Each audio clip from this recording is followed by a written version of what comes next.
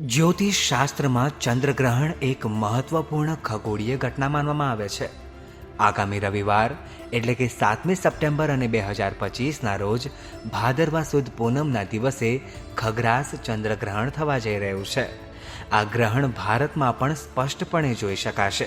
ત્યારે ચાલો જાણીએ કે ગ્રહણનો સમય શું છે અને તેની તમારી રાશિ પર શું અસર થશે.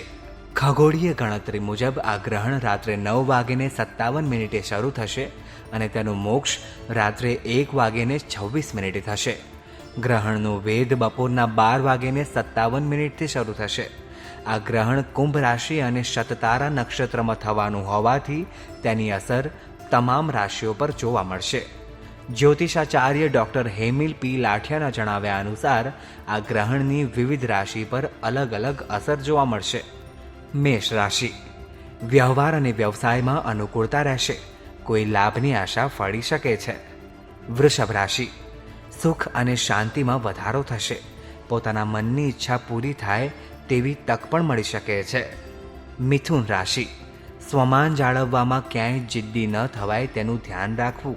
જેટલા સરળ બનશો તેટલું સારું રહેશે.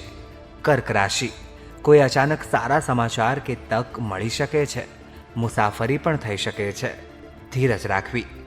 સિંહ રાશિ, જાહેર જીવનમાં તમારા કોઈ કાર્યની નોંધ લેવાશે. કોઈની સાથે દલીલ ન કરવી. કન્યા રાશિ, પરિચિતો સાથે સુમેળ વધશે. કોઈ પસંદગીની વાત સાંભળવા મળી શકે છે.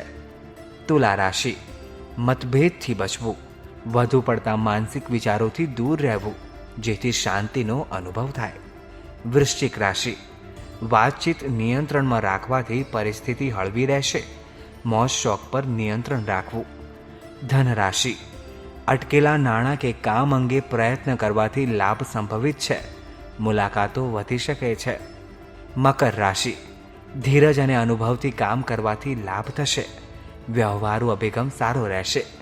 કુંભ રાશિ, સ્વાસ્થ્ય બાબતે તકેદારી રાખવી લાભ અપાવશે. ધીરજ અને પરિશ્રમ સારું ફળ આપશે.